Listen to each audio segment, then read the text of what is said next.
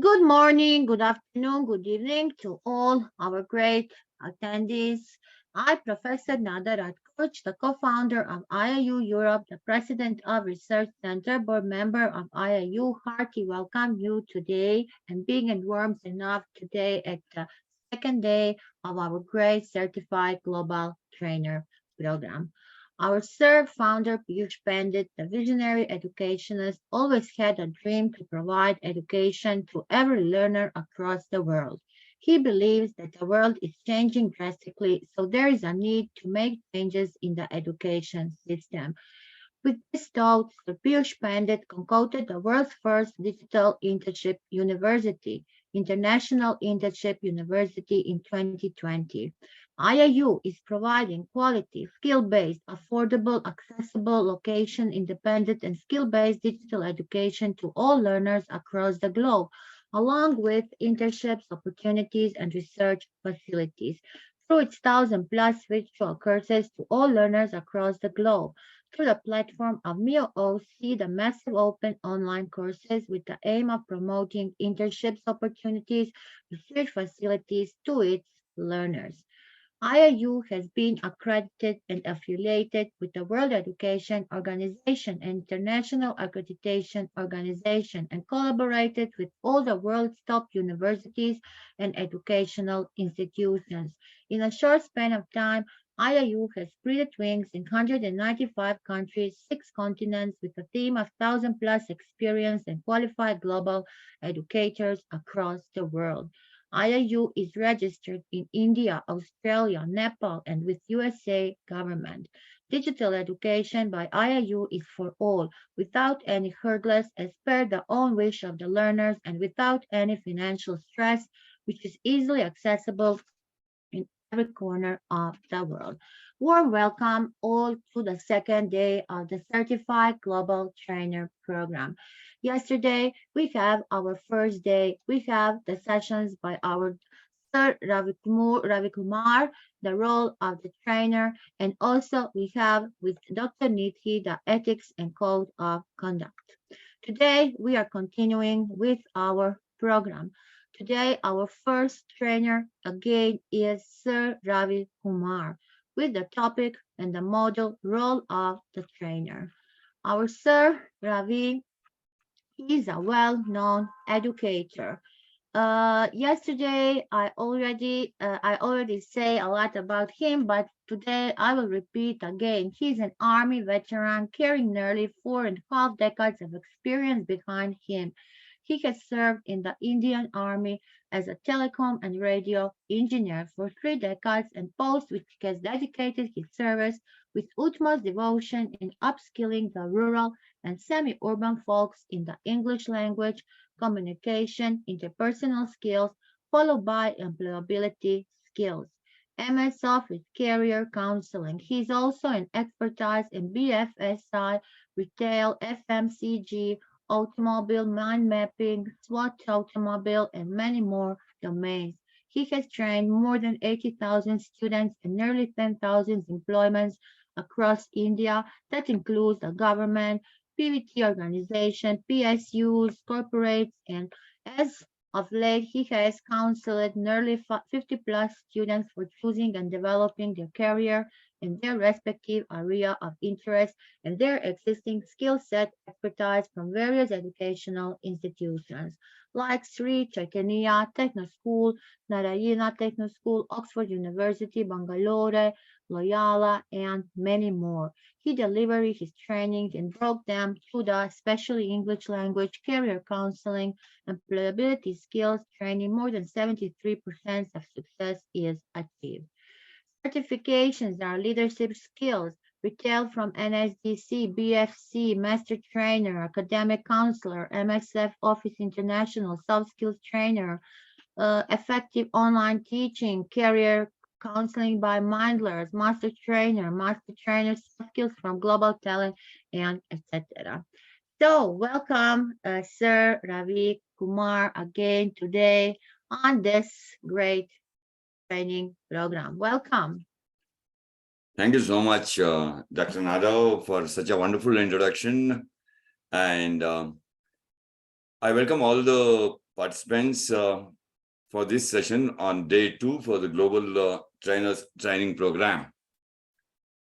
And I do extend my heartfelt thanks and my gratitude to our founder, Mr. Piyush Pandit sir, who is an international, I would rather say is a global educator who is striving so hard to bring education across the world. And I should also thank Dr. Snigdha Kadam ma'am, who is the backbone of the Indian version of IIU, that is International Internship University. And I should not forget all the team members of the IIU, those who are united together, that is what is known as unity in diversity, in building up the international university across the globe and taking it to the helm across the globe. Thank you, everyone. I welcome each and everyone once again for day 2 of the Certified Global Trainers Training Program. So yesterday we have learned, we did cover about the roles of a trainer, and today is a very small session, though. We would be covering on the requirements of the trainer. To understand the requirements of a trainer, it's a very short session because the requirements, most of the requirements, I have covered it yesterday itself in the role itself. So today, let us understand the basic requirements of a trainer, right? So the basic requirements of a trainer, the first and foremost requirement, as I didn't introduce this particular slide as a requirement yesterday, today I would love to reintroduce this with much explanation to the particular slide over here. The first and foremost thing for a trainer is that to follow the ground rules. This is a basic requirement of a trainer, or the basic rules that need to be followed in every session by the trainer, and also it should be asked by each and every trainer for their participants to follow these basic requirements. That is, always be open-minded. Never be in a state of closed-mindedness, because only when you are open-mindedness, you will be able to understand, or you will be able to receive what the trainer of the day or trainer for that particular session is delivering all about. Being open-minded will enable you to receive the content, or at least the context of the content that is being delivered by the trainer. Never hesitate to ask the questions. The questions could be asked only when a person understands the day's training topic, because there could be a lot of clarities required. So to get the clarities, we should always ask questions. Asking questions is not an offense, but only one thumb rule that we need to follow is that in the school days, we were being taught a particular principle while we were the students.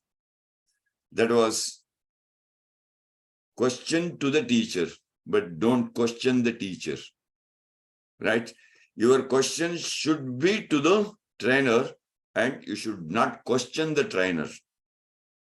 So ask the questions that are relevant to the topic, that are related to the topic, so that your knowledge can be enhanced. Never ever question the trainer, but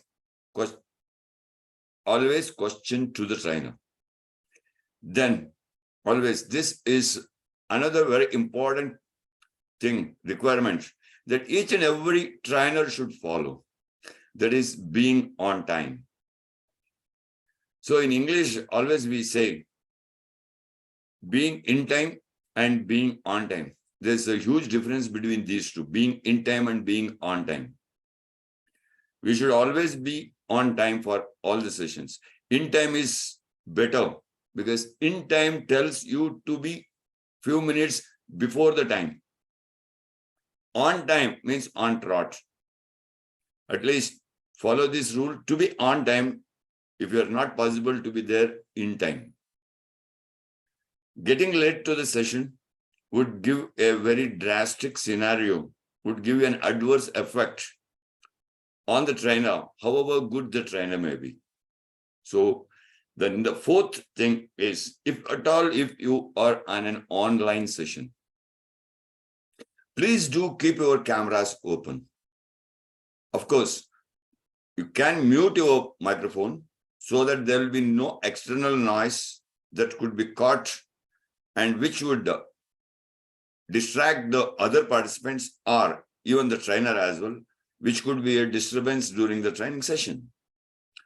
Keep your microphones off, but keep your cameras on so that we can have the same effect that of being in the live session or in the face-to-face session.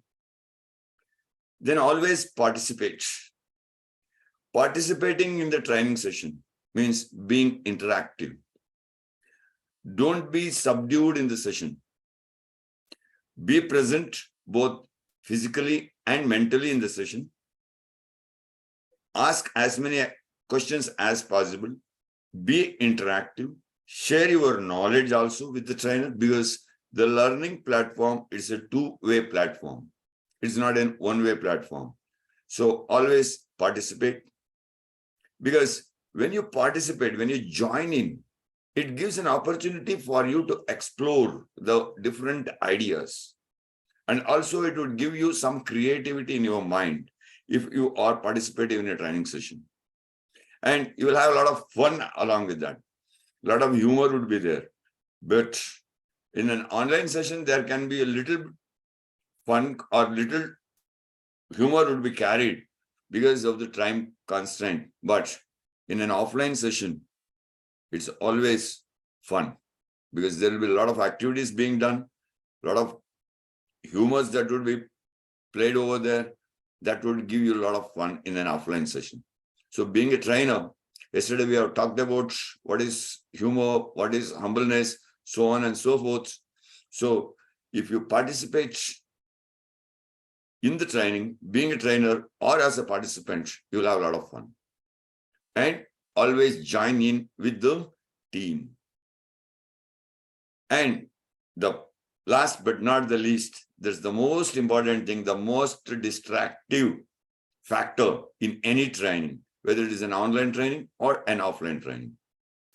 The most distractive thing is using of the mobiles or other such electronic gadgets. It can be your tablet or it can be your iPad or anything like that.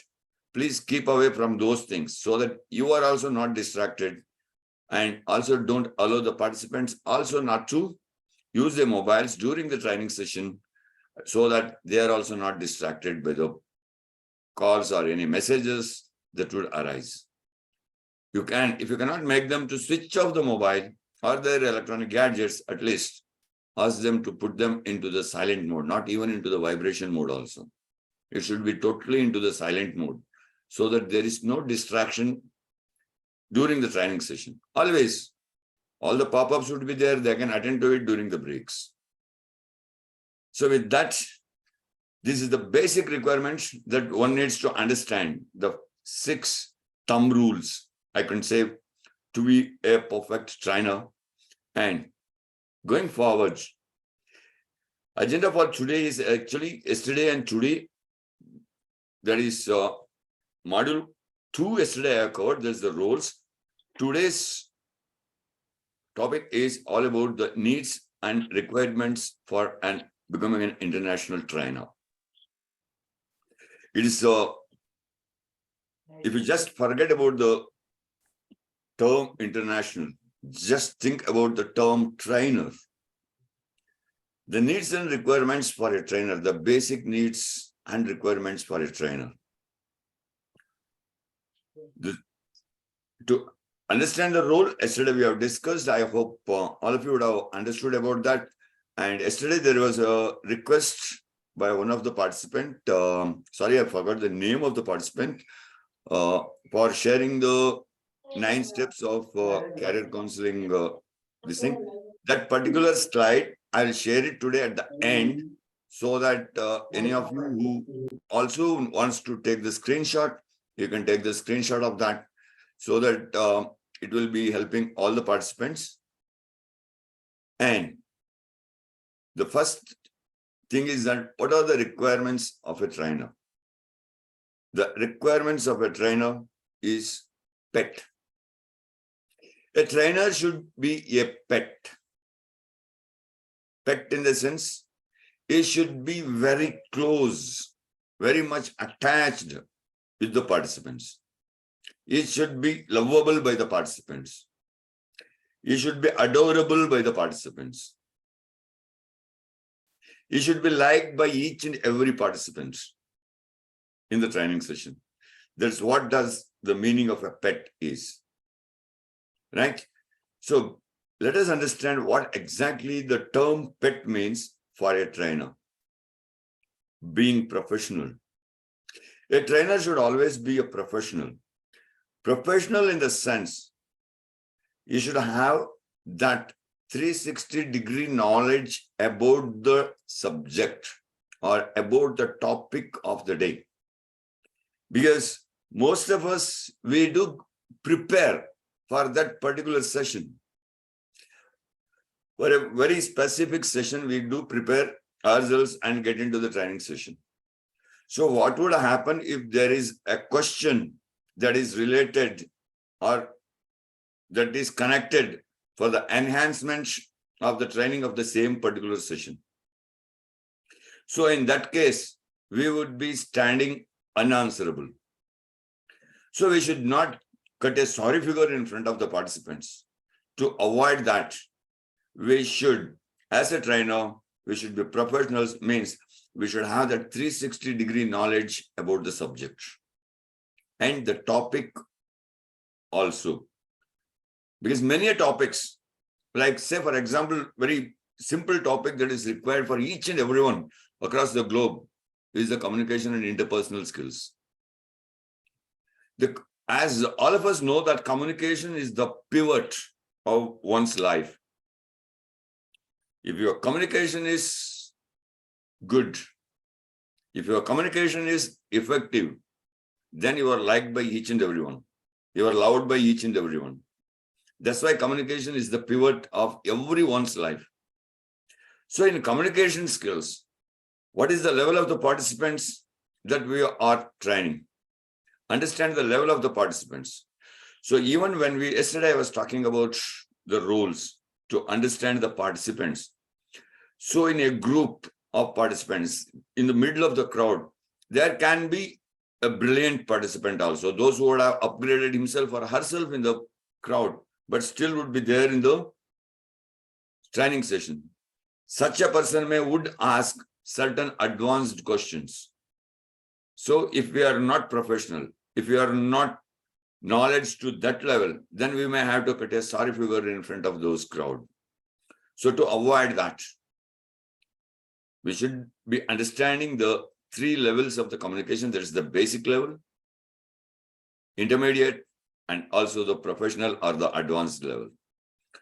So in like that, whatever may be the topic, I just gave an example of communication skills because I always feel that communication is the pivot of everyone's life. It's not because that I am a certified communication coach, but I personally feel very much that communication is the pivot of everyone's life. So that makes us to be more professional. Then should be educated. Educated is not only that key, getting a graduation or a post-graduation or getting getting a PhD or not that. Educated here in the sense, how much percentage of the learned quality in any session in the academics or in any external trainings that we are importing, that we are using it in our life. Because experiential learning gives much more and more knowledge than what we get through the reading learning. We read through the books, we learn from the teachers, we learn from the coaches, we learn from the trainers, but are we implementing those things in our life? We get educated only when we implement those learnings in our life. That is what is called as walk the talk.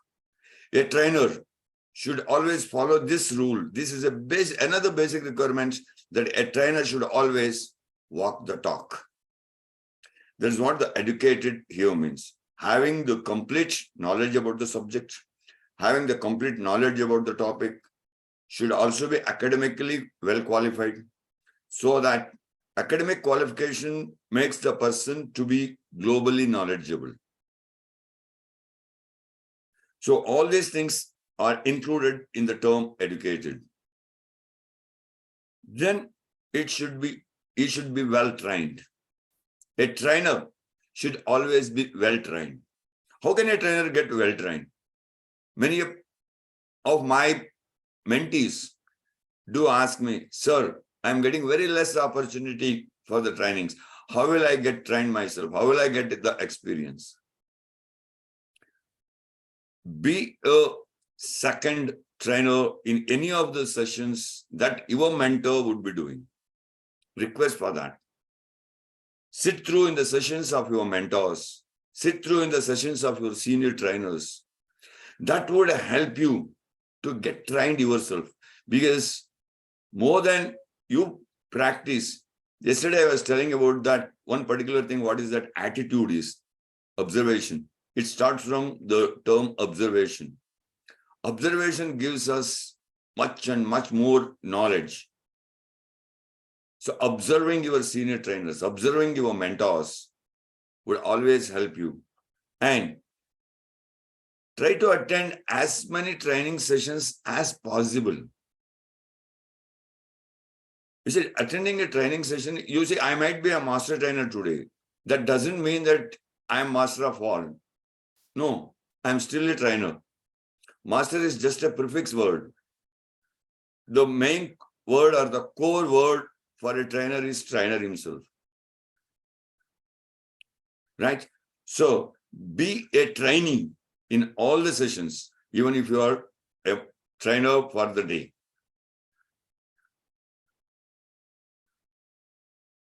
The requirements, as I was telling you about in the previous slide, that is about the PET. The first and foremost thing is the qualification. Qualification, both academic and professional. Academic qualification is your degree or post-graduation or whatsoever you would be doing. That is your academic qualification. Along with that, you should be qualified for the particular domain. In that particular domain, you should be qualified for the particular vertical. In that particular vertical, you should be certified or you should be qualified for that particular topic. So attending the trainings, that's what I said, to be trained well, because we should get trained ourselves to a particular topic for what we are ready to deliver. First, we should become, or we should pick up what should be our niche, or what should be our core topic that I should get mastered myself to train others. So that is what is the qualification means here. Then the language. The language, that's where the communication always gets disturbed. The language, every language has a language in itself. Every language has two languages in itself. The language of the language, right? The two languages of a language are, one is the healthy language, the other one is the filthy language. So use the healthy language always. Practice that. Try to avoid the filthy languages, because what happens is that at times we might lose our patience. we might get disturbed because of some or a very few participants. Those are very reluctant, or those who might be very naughty or very mischievous, especially if you are doing the training for any educational institutions. It is their way. Even when we were students, we were to be like that. We have to accept that thing. They are the hard participants, are the difficult participants to handle. But a trainer, being empathetic, being humble, can handle those, and being humorous, can handle those type of participant also.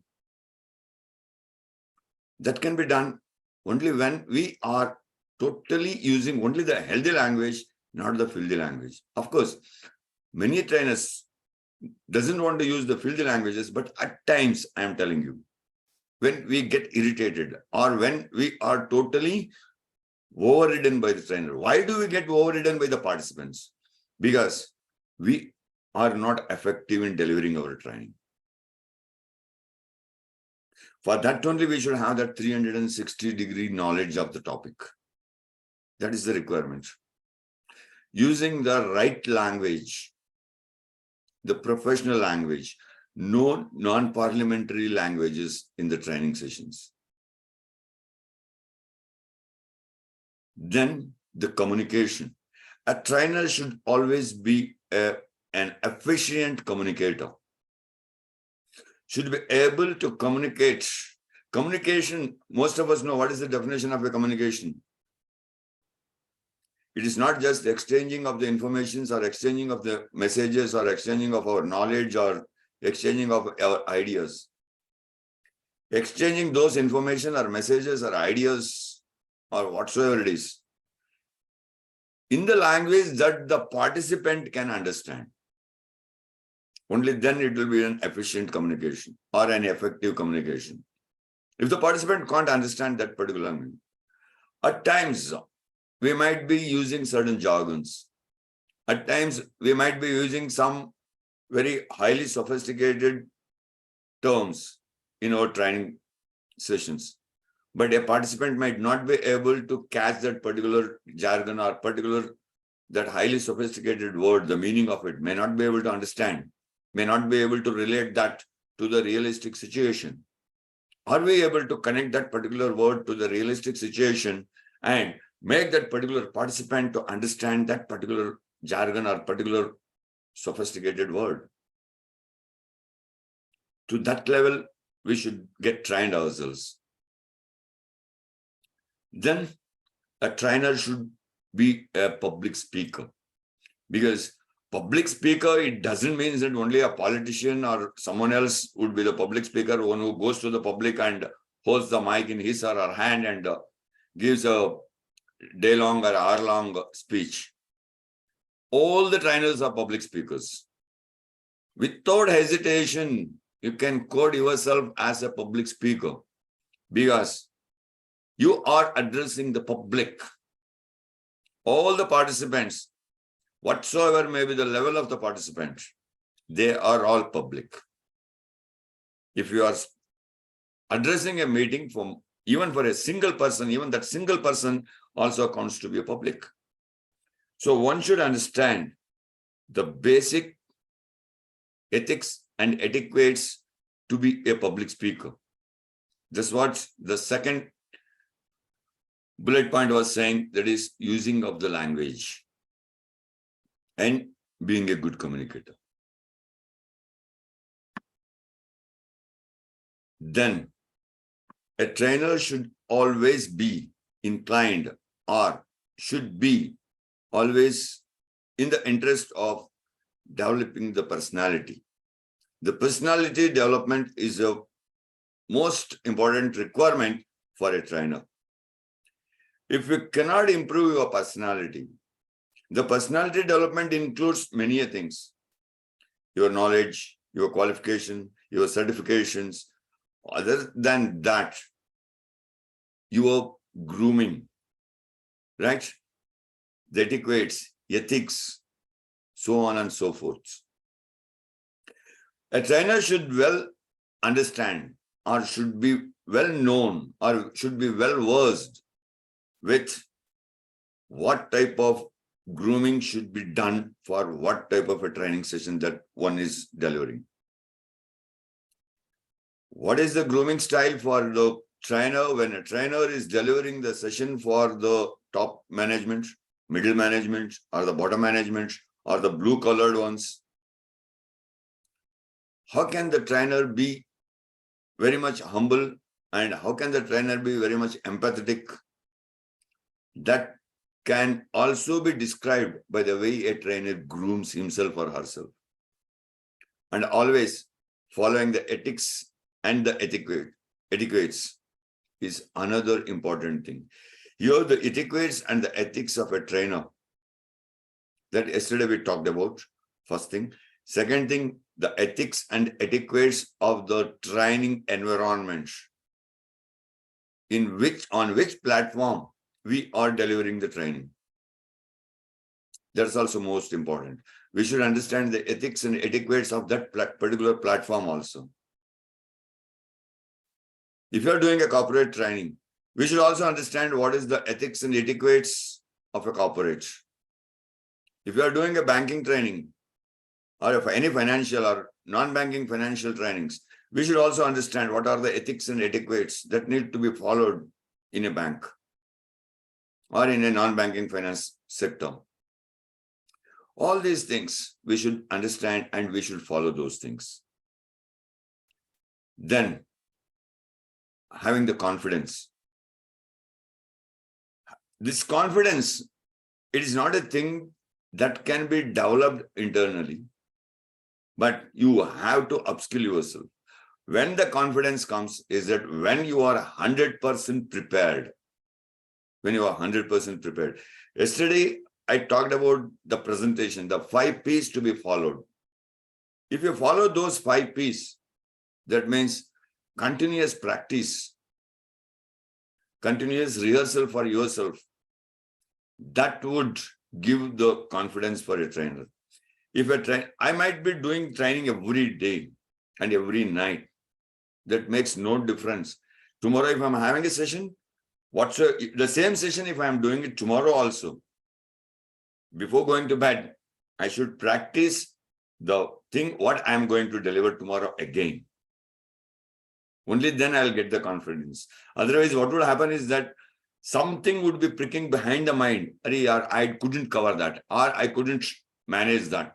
This sort of thing shouldn't happen in the minds of the trainer. The confidence will come to a trainer only when there is a stringent practice and a stringent rehearsal of each and every session a trainer goes to deliver. Then the subject knowledge. The subject knowledge is what the topic that you are going to deliver. What is the topic for that particular duration of the session that you are going to deliver? The complete knowledge of that.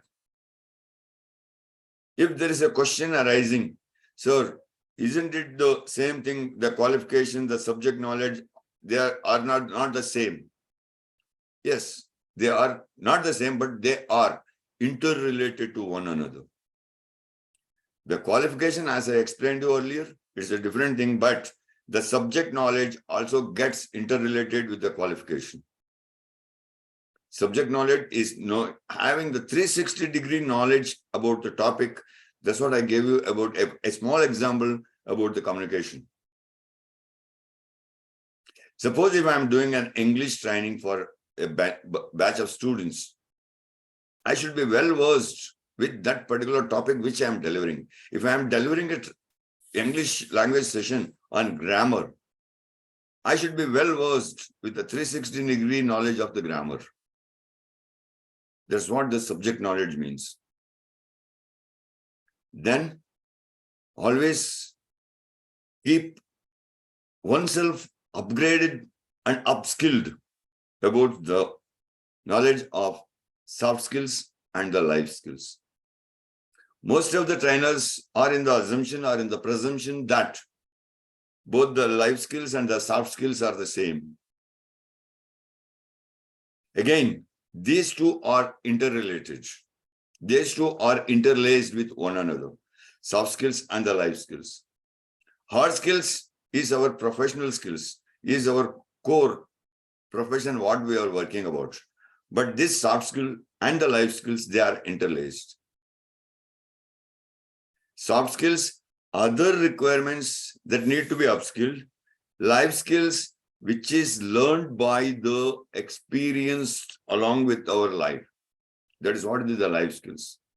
So can we relate the realistic experiential learning as an example to our participants to upskill or upgrade or improve one's life skills?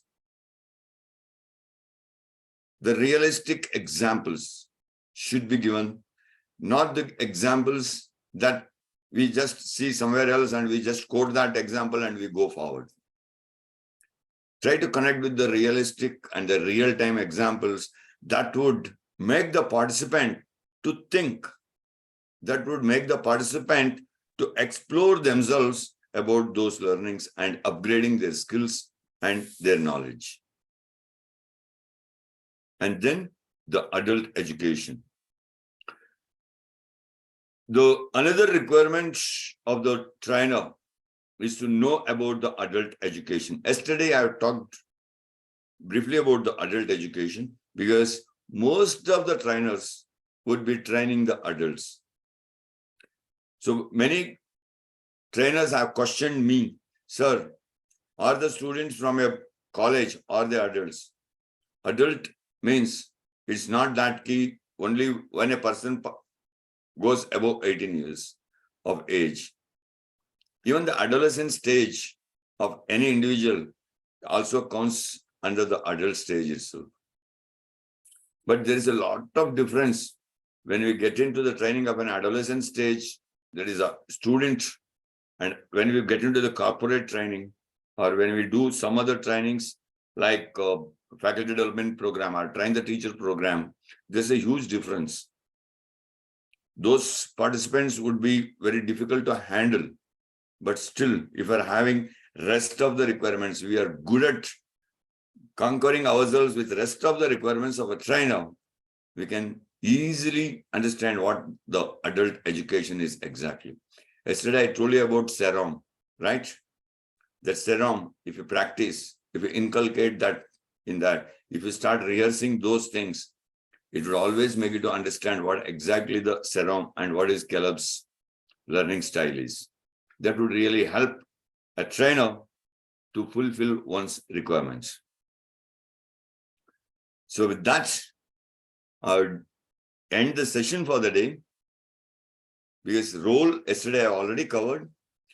Now I would be sharing only that particular slide that one of the participants did ask for the 9 steps of the career counseling. Just give me a second. I'll just stop share my screen and I'll get back with that particular slide. Thank you everyone for patiently listening to me. And if there are any questions in between, after I stop sharing this screen and I share the particular slide, please do post it on the comments, or please do unmute yourself and ask the questions. I would be much more happy to answer those queries or the questions and would love to clarify those doubts.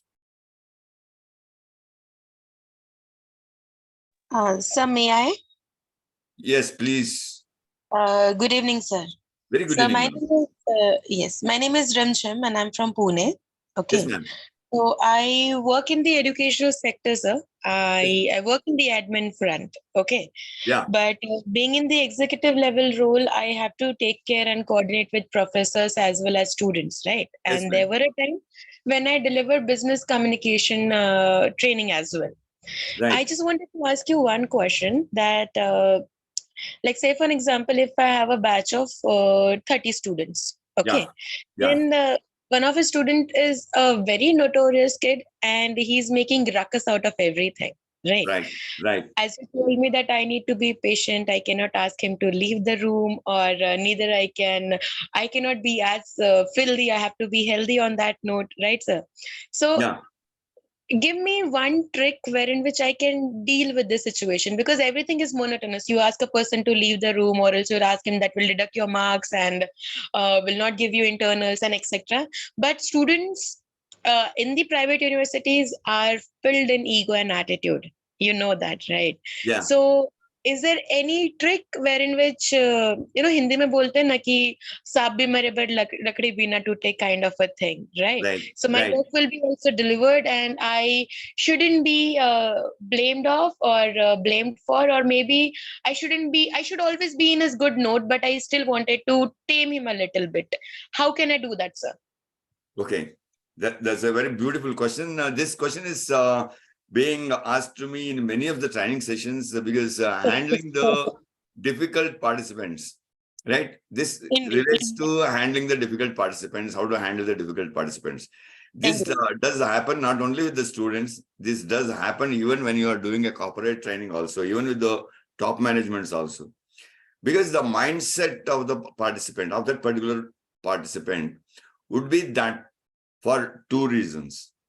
One is that if it is a student, might not be quite interested or might not be wanted to attend the session, and he might be or she might be asked to sit for the session forcibly.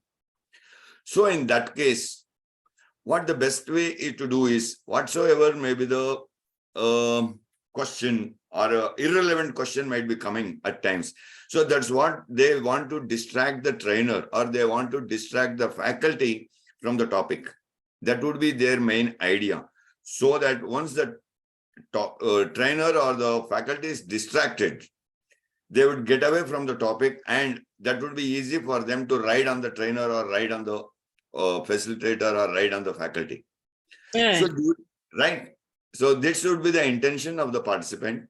So during at that time, give a beautiful smile, an attractive smile, and ask that particular participant, right, my dear, you have a beautiful question, right?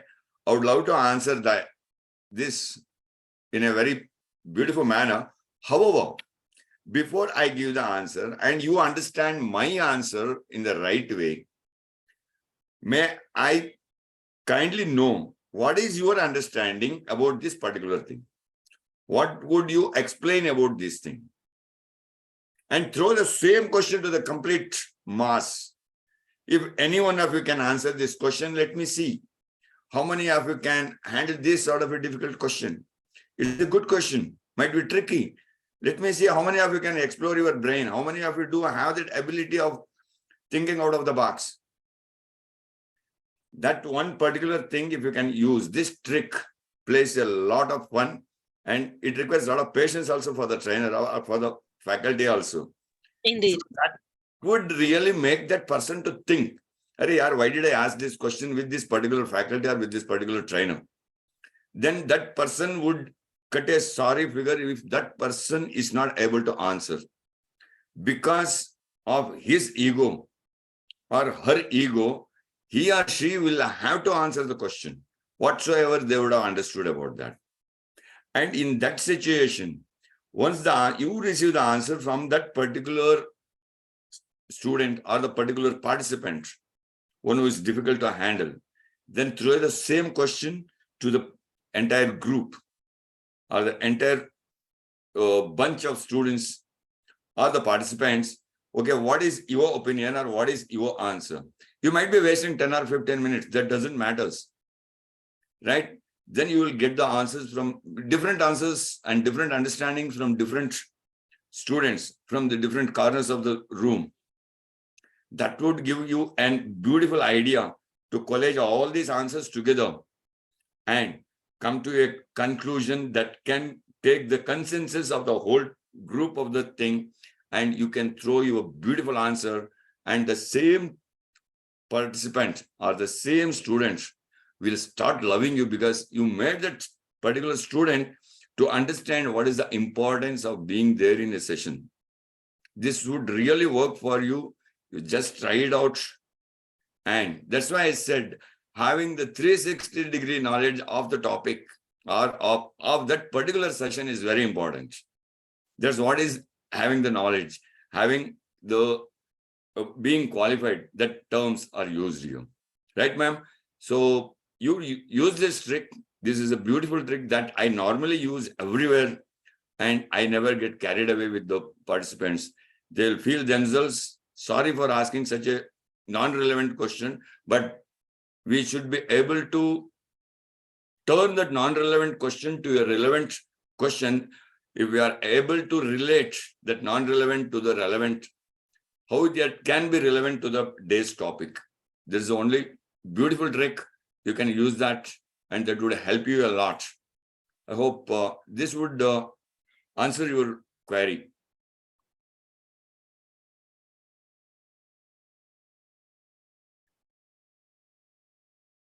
Ramani, who did ask the doubt? I forgot the name of the ma'am who asked the question. So I'm sharing the screen of the 9 steps of career counseling. Sorry, TNA and TNI. I hope it's clearly visible.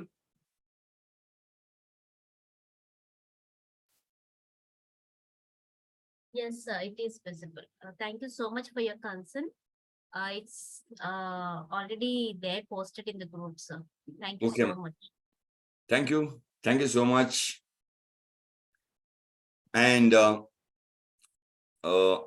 didn't get the name of the participant who asked the question. Did my answer? Ra-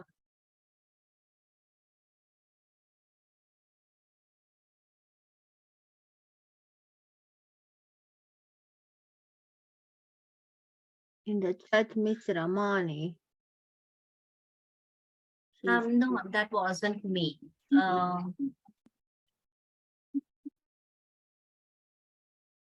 Okay, any more questions for Dr. Ravi?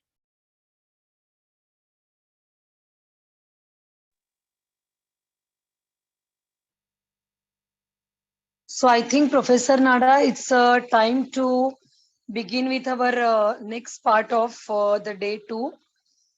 Dear all, for very first, thank you so much, Ravi sir, for extremely brilliant inputs for our worldwide learners. Now we have with us our IIU Europe head and core member of IIU, Professor Nada Ratkovic, the versatile personality and who always stood by us whenever we need her. And I really love her, one of the characteristics. She can speak on any topic without any kind of preparation. She is the brilliant lady with the beauty, like brilliant, beautiful, gorgeous lady. So if I will keep on introduce her or her biodata, her profile is very big, but great personality, multi-talented and versatile.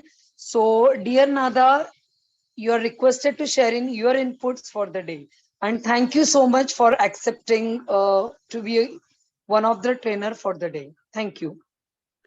Thank you. Thank you so much, Dr. Snikta, for the beautiful introduction. I want to thank Dr. Ravi for a great session. And today, yes, we are continuing with the part 2. Today, I will talk about tackling the challenges. So I will share now my screen.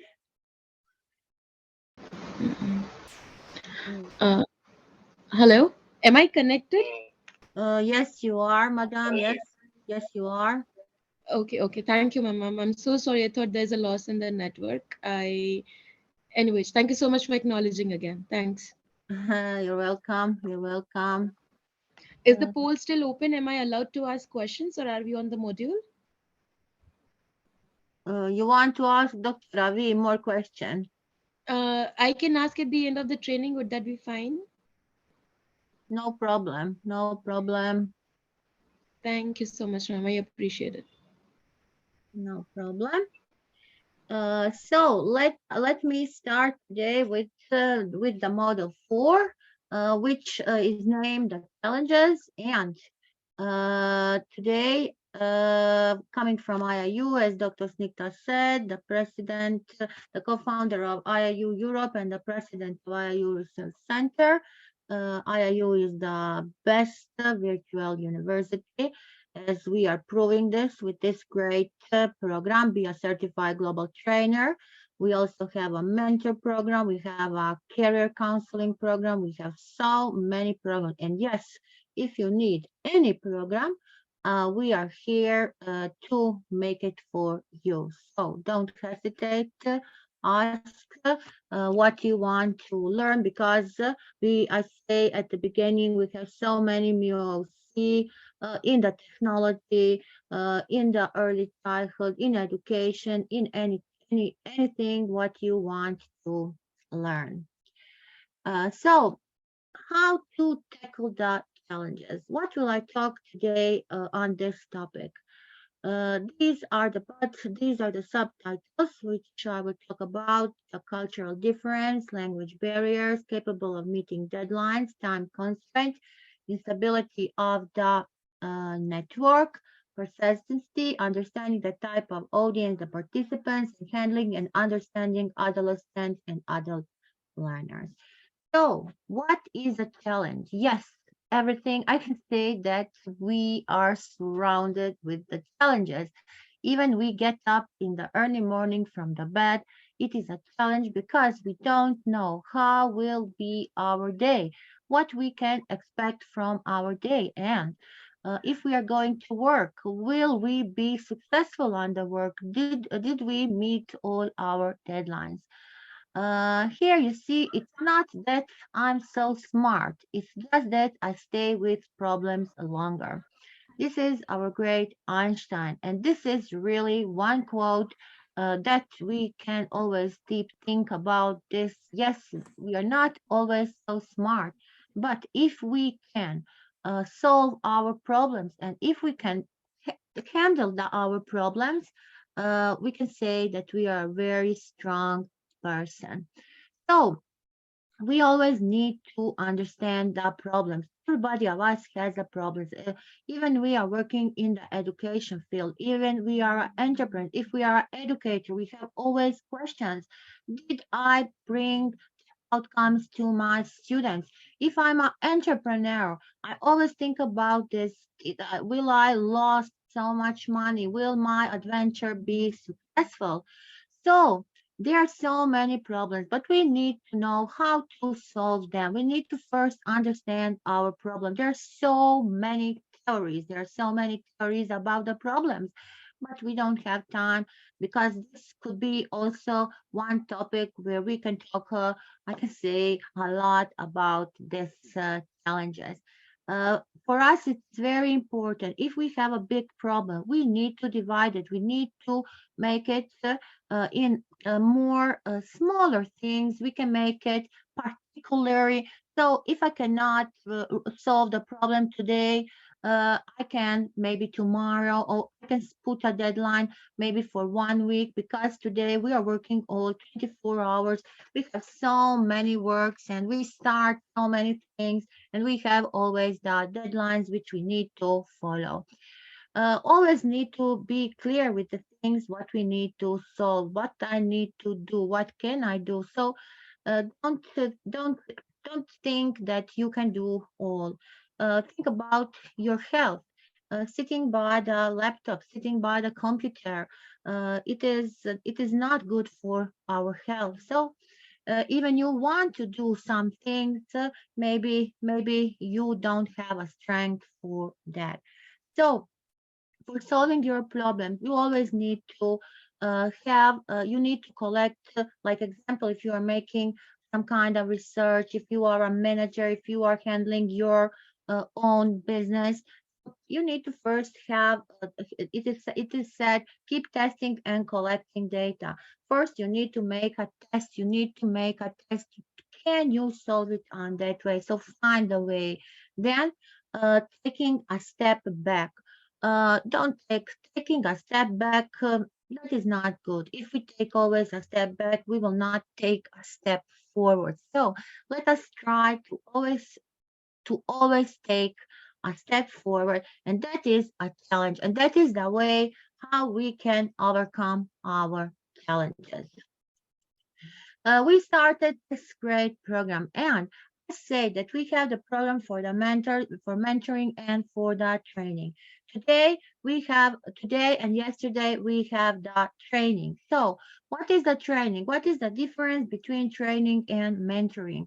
If we are trainer, that is that we will give the skills, we will give the knowledge, we will give the attitude, and we have the learning objectives. What we have before when we are mentoring? When we are mentoring, we will, I write here, involved in helping. We will help someone to acquire the skills, the knowledge, the attitude, and for the me like an educator, I'm always a mentor for my students.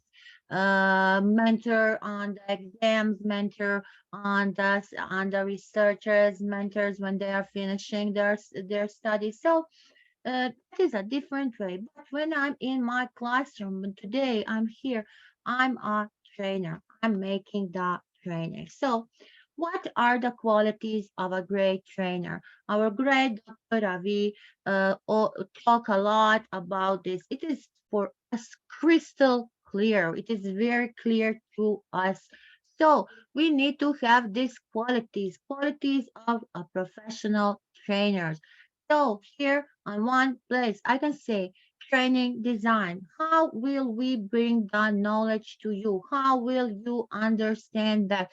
Are we focusing on the things that are very important for you and for the learning? How will we deliver the information? There's so many information that we can say. We need to know how to deliver the information, how to collect the data, how to organize all what we are doing. So we need to have this. We need to have a knowledge. We need to be prepared. We need to talk. If we are a trainer, we need to know about at what we are training. So knowledge, ability to handle our group, communication. Communication today is important in everything what we are doing. Also, be patient. Patience. If we don't have the patience, we will never come where we want to go. So that is our vision. If we want to be successful on the way and we have a vision, we need to have a patience because we cannot have everything in 1 second. And evaluation. Evaluation is very important. When we are making trainings, we make the forms for the educators that they can evaluate us. Also, my students now, before the exams, when we finish the lectures, the theory in the practice, I always make a evaluative form to them to evaluate me. So that is great feedback to us to know, did we do something good? Now, I want to say here, there are so many questions. We start with the challenges. We have so many questions. We have so many unanswered questions. So, will we be successful? Will we finish that? What will we learn? What we need for that job? So, there are millions of questions for us. But when we start with these challenges, we need to first understand this. The cultural differences. What are the cultural differences? Like example, I'm coming from Croatia. IIU is registered in India, Australia, USA. Here, our great Dr. Snikta is from India, Dr. Ravi from India. Our Vice Chancellor here, he's from Nigeria. Dr. Virginia is from Puerto Rico. Katuna is from Georgia. So we all have differences in our culture, but we need to accept all the cultures, respect the culture, respect the traditions, and if if we want to, if we are a businessman, if we are running a type of some types of business, or also in the classroom, like example in Europe. In Europe is a war in Ukraine. So many students come also to my country. So I needed to know, to learn about the Ukrainian culture, because it is not the same like my culture in Croatia. So there are different beliefs, different values. We need to know the rules, how to conduct. It is the same way. We don't have the same greetings, handshake, because sometimes you cannot say somebody good evening or goodbye. So we need to know all about their culture, especially about the business communication, the communication for the business and for all the students, and what are the type of their behaviors, what are their believing, what are their values. So that is the cultural difference. We need to take care about that. Here, when we look from the side of psychology, you see here what is happening with my brain, your brain, how we are percepting, what is the perception of the culture. I never make the differences. For me, each person is the same. I respect all the cultures. I respect all the languages, because today on the global level, we are working all together. We are learning together. We are communicating, collaborating, sharing good and sharing bad things. So cultural difference for us will never need to be a barrier. There are no barrier with the cultural difference. Culture and mental health. You know, somebody have different I can say different perceptions, and this, like the researchers say, culture and mental health have a complex relationship. Even we are talking about this mental health, this mental symptoms, depression. Depression can come from this. Depression is coming from always when we have a problem. And this culture can be, you know, you have, like example, you need to go on your business trip. You are going to China. You don't know nothing about China. When you have a problem, when you are thinking about that, that make you very nervous. From your nervous, that has an impact on your health. So many studies, so many analyses are talking about this cultural difference in the mental health. So we need to take care about our well-being. Without depression, we need to come to all the problems, because if we want to solve a problem, we will do it. If we cannot do it alone, we will try to find a help. Never bring yourself in this phase of depression. Depression will only destroy you, your brain, your health, and you will never be then successful. You will never be successful on this way. Talking about this type, so I already say what are the different. Mrs. Namala, you raise your hand. You have a question, maybe? Yes, ma'am. I have a small question. Can you please move to this previous slide? Previous slide. Okay. Yeah. I have a question. Can you please give one example on culture and mental health? Because the line which you are telling, like cross-culture studies examining differences in both diagnosis and treatment as scans. But ma'am, I'm little bit, I could not understand. Can you please give one example on this so that it would be clear for me? Any one example, because I'm a little bit confused. About this, okay. I wanted to say that I'm a researcher and I'm always researching this thing because I'm thinking about this mental health in everything what we are doing, and also this culture. When we get, like example, in my classroom, if we have a child who is black, like example, black color, Okay. this 20, okay, this is that what can be, how will we, it can, and I want to say here in Croatia, we have uh, so many couples, men and the woman, who don't have the children, and also they are making the adoption of the children, and where from the children are coming, almost from the Africa, Yeah.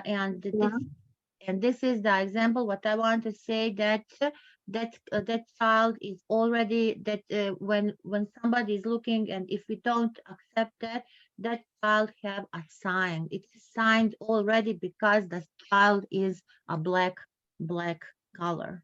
So Yeah.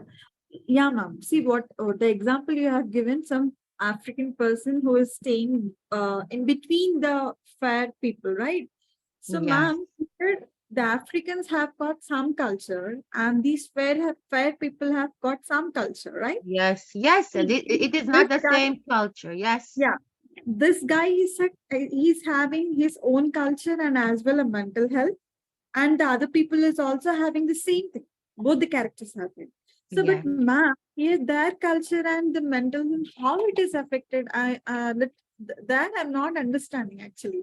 How these culture and the mental health. I mean, you're saying that those people are fair and this guy is a little bit dark, so that's the reason it Listen, disturbing. how would you feel that you are not accepted in your where you live, in your environment? You will be, people don't want to accept you. They are running from you. They don't Oh, want to accept you in your surroundings. Like example, I see you, I don't want to talk to you, I'm running from you. So that is one type of this little boy oh, comes in the classroom where nobody don't accept him. Do you oh. understand now? And Yeah, that yeah. boy has, listen, in Serbia, a country nearby me, before 1 month, a boy who is going to elementary school kills Hmm. 8 to 9%. So what we are talking about, we are talking about the mental health. That boy he didn't have a good mental health because he thinks in his head his friends are what, don't like him, don't care about him, so he come and kill them. So what we Oh, what we are talking about, that is a type of this, what is happening today in the world, how something can. Also, are you in a depression if you cannot solve some problems? yeah. Yeah, yeah, yeah. Got it, ma'am. Got it, got it. Thank you so much. I have taken Okay. a lot of time. Thank you. Okay. So we come to these types of, I already said, it can be the religion.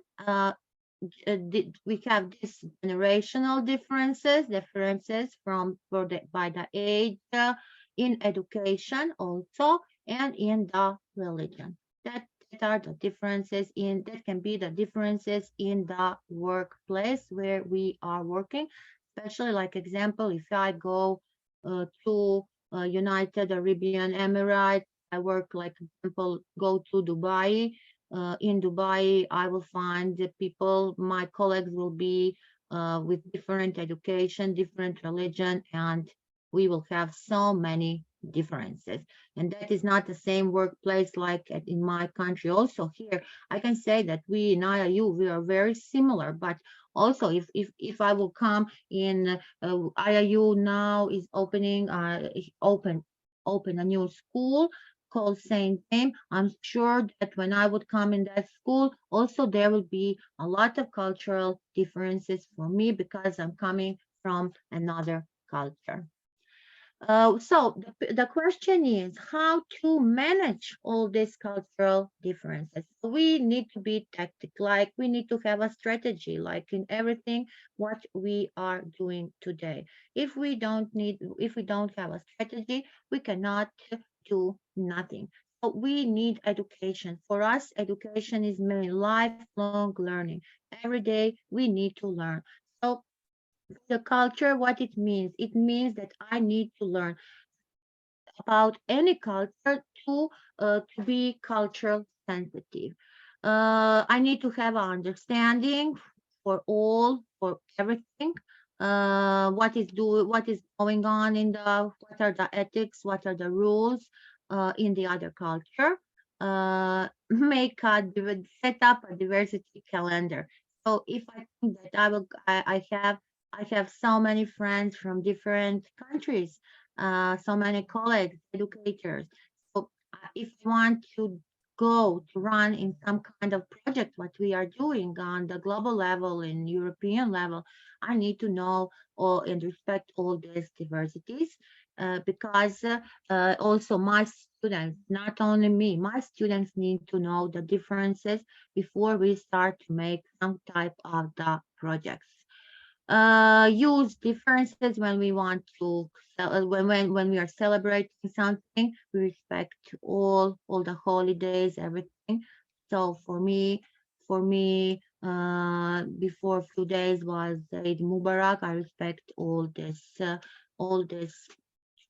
same days for other cultures.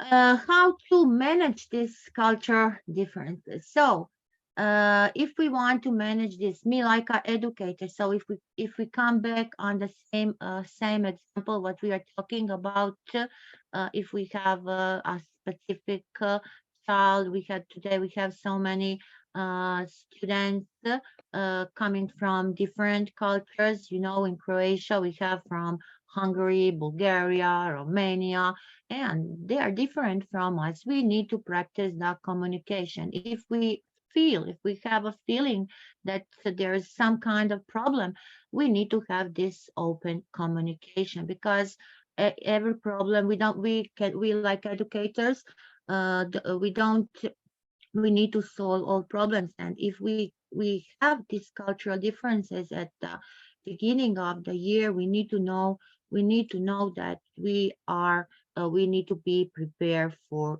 this. Uh, Making these differences, these different styles, also on the dressing code is not the same.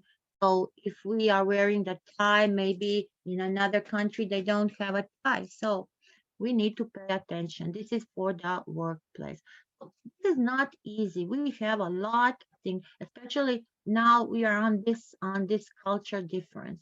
There are big differences, and we need to learn about all these cultures, and we need to be prepared for our work, for everything what we are doing, and to manage this and to tackle all this challenge, because this is a big challenge for us. I need to say that this is really a big challenge for all of us, and if we are not prepared and if we don't learn, we will not be good, we will not be successful in that.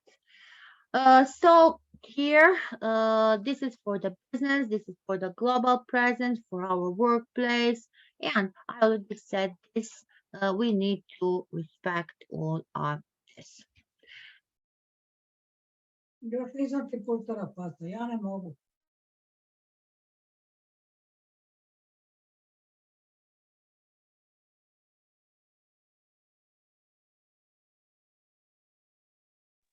My apologize, my mother come, so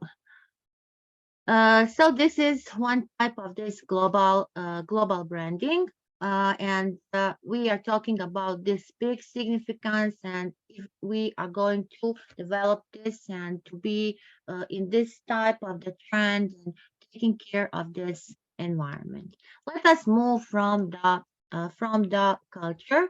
We are coming to the language barrier. What will I say?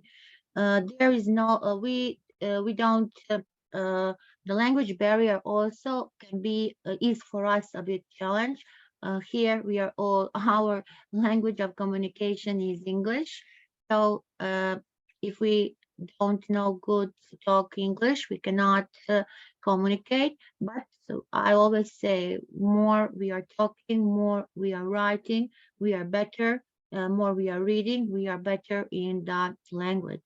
Also, I have I was in few countries where people don't know English, so we didn't know, they don't know my domestic language, they didn't know English language, but we always find the ways how to communicate, because we have the verbal communication, non-verbal communication, and uh, if we want, we can success. So we always need to break down this language barriers. If we speak to different language, how will this disabilities, articulation, something. So how to this is not problem if we don't have some kind of health issues. But what if we have the ADHD students, something like that, and if they don't, they are making only sounds, they are not, they cannot talk. That can be a problem for us, especially if we have a strange student who we don't understand. So these barriers really, like I write here, can cause so many misunderstandings. Sometimes if we don't understand the word, we have a wrong conclusion. Also can bring problems in the communication. You think wrong, can bring a conflict. These things can also have a big impact on your health. You can be frustrated because you don't understand, you don't know to talk, you don't know to write. So I think today that all of us need to invest a lot in learning the language. That is very important for us, especially at times in this, I can say, world which is rapidly changing in all the domains. So we need to invest in the language. The language is for us very, very important. So these are the barriers to communication. We have physical. What can be the physical barrier? Can somebody of you give an example of the physical barrier? What can be a physical barrier? Professor Charles, you say, here say salute, we say zdravo. So, You know, when you talk about physical barriers, we have different way of approaching things, different types of look, different types of, we have a lot. So for us to be able to concentrate on one, different people will now come on board, different areas, different styles of approach. It only requires one to be specific, as in knowing exactly what you are doing, as in trying to make sure you grab that area of trying to know that person very well. It is always difficult to know a particular person, because probably it will only take some time before you are able to know that person. Otherwise, if there is no relationship, no connectivity, no connection between both of you, it will be very difficult. So it requires attention, time, and require concentration. great. Thank you, Professor Charles. Yes, you explained it great. So these are the very big barriers for all of us, for the whole communication, and we say emotional, cultural, language, gender. So this cannot, we need to move this from our head. We don't need to have these barriers. Even we have problems, we don't need to think on these barriers. So we need to break all these barriers what we have to the communication. Yesterday, Dr. Need talked about the ethics, so she didn't mention this harsh language. So I put it here because we have this language communication. So how to control this harsh? We have problems with the harsh language, so we need to watch our own language. We need to use terminology for the body parts. We need to make this for the learning. Then we need to emphasize the family values and to always understand the situation which we are and to decide what you will do. This is the harsh language. We cannot use the words what we want to use. So when we will want to stop, when we want to notice something, what we want to. So this is, you need to become self-aware and always plan this. Brainstorming and brainwriting, that is not only for you, for a group, for a team. You can do that for express yourself. So sometimes I'm sure that you took a notice and write your ideas when you want to make some kind of lecture project. You are writing, and then also you choose your best ideas for that. We come to the deadline. What it means, deadline. What is deadline for us? We all have the deadlines. Now, we have deadlines to finish our project. We have deadlines to finish the exams. So everything what we are doing at a deadline. The question is never wait the last minute. Never wait the last minute. Try to do it earlier. Try to do it earlier. Uh, Always have a schedule, have a plan. Plan is always very important. Notice, write that, put it also divide it in many parts. See what it is important for you, what is the checkpoint. Then focus. If somebody needs help, give him the help, and then you also need to reward yourself. Yourself. If you know nobody will think on you, nobody don't care about you, you need to take care about yourself. Even it is you are working, your chief wants you to bring the result, to bring the work. You think he don't care about how will you do that. So many today are doing that on that way. And one time, if you don't make it on the time, if you cross your deadline, you are not a good worker. So today, nobody don't have respect for you. So try, if you like your work, if you want to do that, try to respect deadlines, but be sure if you don't do that, nobody will respect you. So take care about yourself. Yourself for you. You need to be for you on the first place. You know, especially today in this very, very hard time. Uh, respect, respect all, but respect yourself. You need to respect yourself. And if you don't like yourself, nobody will like you and nobody will care about you. That is also with these deadlines. You know, maybe now it sounds it sounds like a melody when I say establish early deadlines. Today we have so many work. How can we establish early deadline? That is very hard. But if we encourage ourselves, if we give ourselves energy, if we think, yes, we can, we need to do that. We can do that and we will finish that. So think about this thing. Always what is this deadline? And finishing the deadline. That is something like you want to be a type of animator. You need to be an animator for yourself.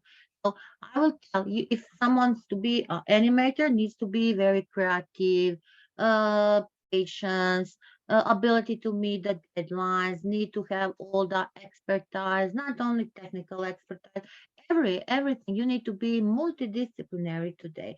So first animate yourself. First animate yourself, and first think, are you creative?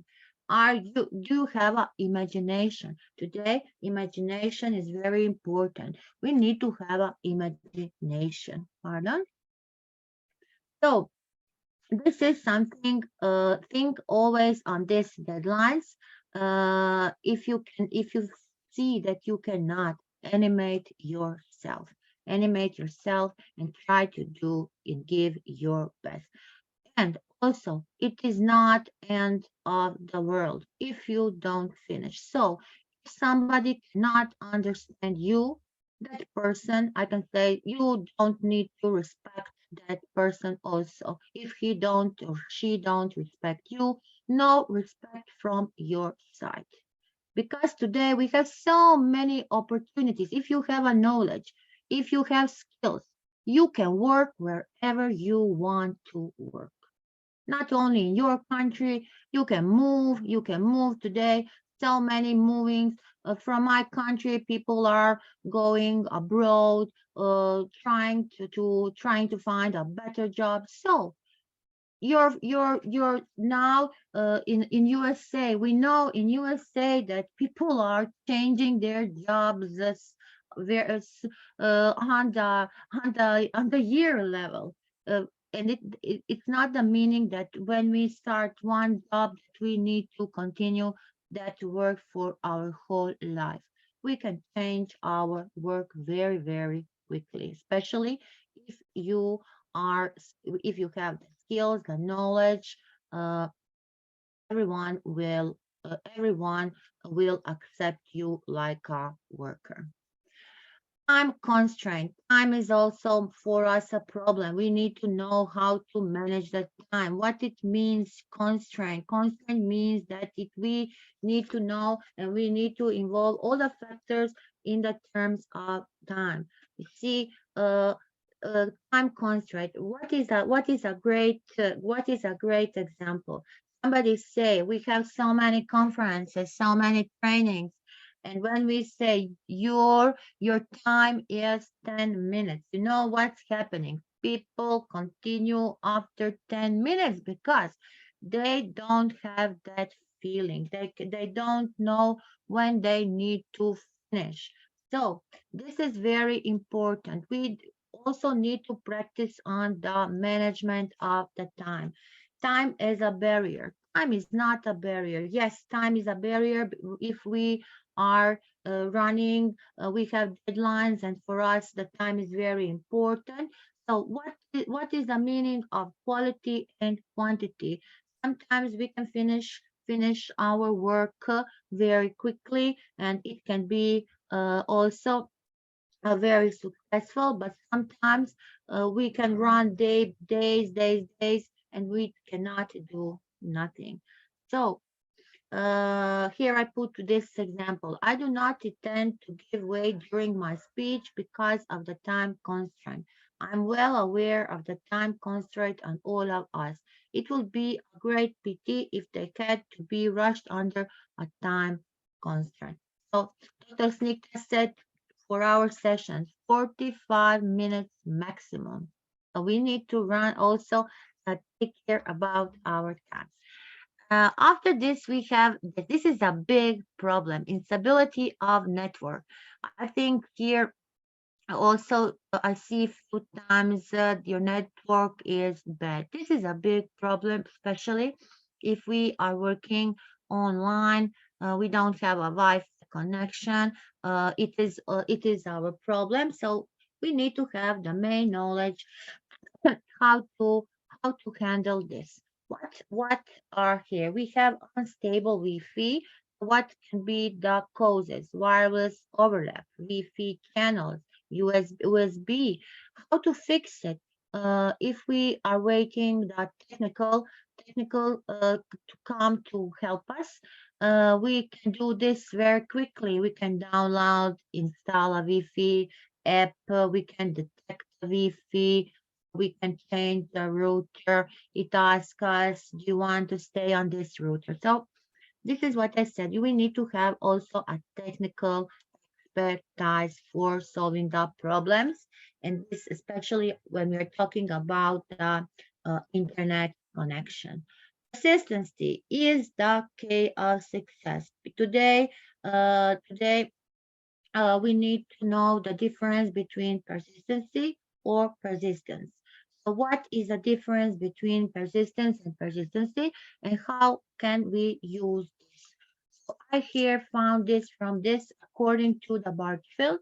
There, the persistence is more common. It is more common. So what it means, the firefighters were rewarded for their persistence as the flames gradually receded.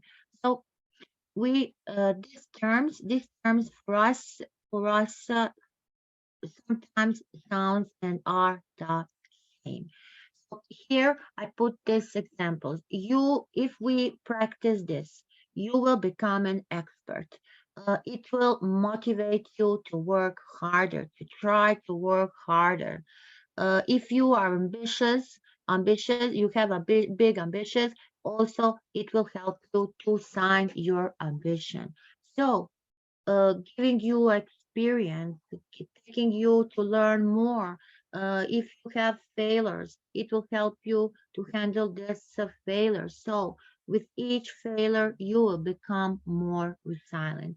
So that is good.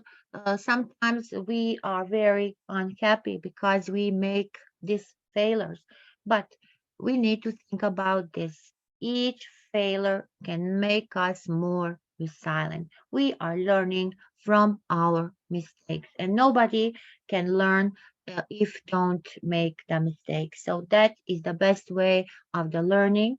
So this is the way how we can overcome all our challenges.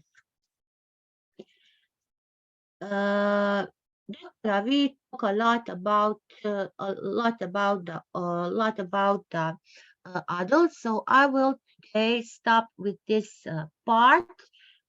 We have understand the type of audience today. Here on this training, we have attendees. We are all different. We need to understand. We need to know, like example, before we start these trainings, reading the bio, reading the information from which domain, from which field our attendees are coming to the training, try to adapt the training for the attendees, for the participants. So there are four types of the audience. We always have our audience, and today, like example, you hear attendees are our audience, but it depends about. Some of you are friendly. Maybe I hope nobody is apathetic. Nobody is uninformed, but we have this type of audience. So if we are friendly, we always believe and we can share together and work together our interests. If somebody is apathetic, we already know what it means. So nothing is good for a apathetic person. But I always say, thank God that we are not apathetic, because if we have this type of persons and audience around us, we have a big problem. So also a big challenge. I say, who we need to be a doctor for this apathetic people. And it is normal that we all don't have the same level of knowledge. We don't have same skills, no hard skills, no soft skills. We are all different. We are unique on our way. So somebody is maybe uninformed, so don't understand a lot the topic. But I say, if we are uninformed about anything, we can ask, we can continue learning alone. We have so many opportunities online, so many trainings on the YouTube everywhere. So today I will say we don't need to be uninformed. And the last is to be hostile. So I think about the adolescents, Ravi already said there, we have the adults, we have the adolescents. So how can we handle this? How can we understand this type of learners? So I'm working, I will repeat again, like a professor. I work on the university, and also I work in a high school. So I see differences, 1 year or 4 years. That is a big age difference with the students. So in the high school, students still are not so serious about many things. But when they come to the university, uh, they change. I can say they change 360 degrees. They change their self. So we always need to think that we are like childs. We are like childs. We are children. Uh, so we need to talk like them. Also, we need to be very, very reactive. No reactive. We need to be proactive. Respond to all the questions. Encourage our youth. Help them for everything for the bright future. In here in IIU, our founder, and we here are working for our students, and we need to show the appreciation, always the appreciation for everything. So I will start here with this, what Piaget say about the adolescence. Think, express, reflect. All learners here, this circle, hear the voice, identify it, think this because youth are moving today. There's so many limitations. Formal operations always need a new ability. Critical thinking, questioning, you need to have a strategy. So this is for us to help our youth, and we are really working, not I can say for myself, not only in the education sector. I'm involved in so many volunteering and humanitarian actions in my country and all around across the globe, working a lot for the youth, helping, giving so many free trainings for them, empowering them. So that is the way how we need to do today. So I will stop here with my training. Dr. Snikta.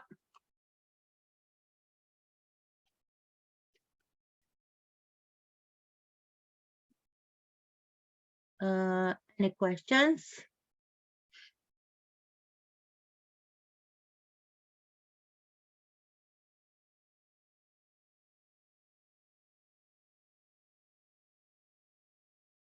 Do we have any questions? Okay.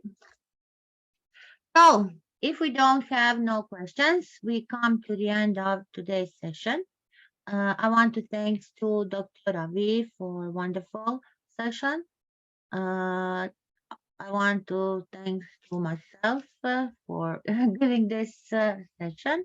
Thanks to Dr. Snikta for handling, for organizing this great certified global training program. And thanks to our Sir Pius Pandit for giving us great IIU and for this great opportunity. Till tomorrow, stay safe, stay healthy. Professor Charles, you have to say something, or any one of you? Actually, I appreciate everybody. I thank God for the grace He has given us. Thank you. Irrespective of the weather, irrespective of the challenges in Nigeria here, because the rain has been falling. And we thank God for some of our members are supposed to be there. They are not there. Maybe next section, they will all be there. I give kudos to our able trainer, Ravi, Yes. Dr. Ravi Kuma. He tried. Even you, Professor Nada, thank God for you. I appreciate you. And I know by tomorrow, at least, those of us that are not here today, they will come. We have a befitting lecture.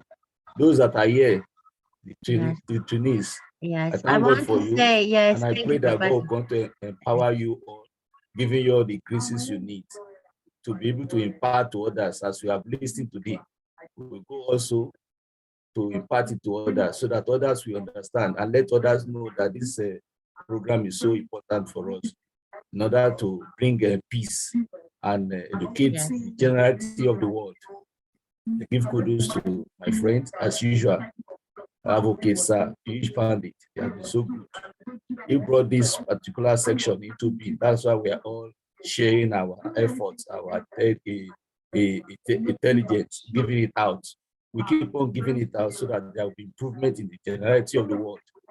God going to bless us and keep us safe from every intruders. Thank you very much, Professor. Thank you, Professor Charles. And I want to say one more thing, that today with us need to be our great Dr. Queen Elizabeth Lucas, but she don't feel good. So today she couldn't join us. So I want to wish her a very, very fast recovery, because our great Dr. Queen is very awesome. She's wonderful. She's a leader. She's a mental trainer. So she's a transformational leader. So I hope till tomorrow that we will have opportunity to listen our great Dr. Elizabeth. Thank you. Thank you all. Thank you. See you tomorrow. Bye. Thank you. Bye-bye. Bye. Bye-bye. Bye. Bye. Bye.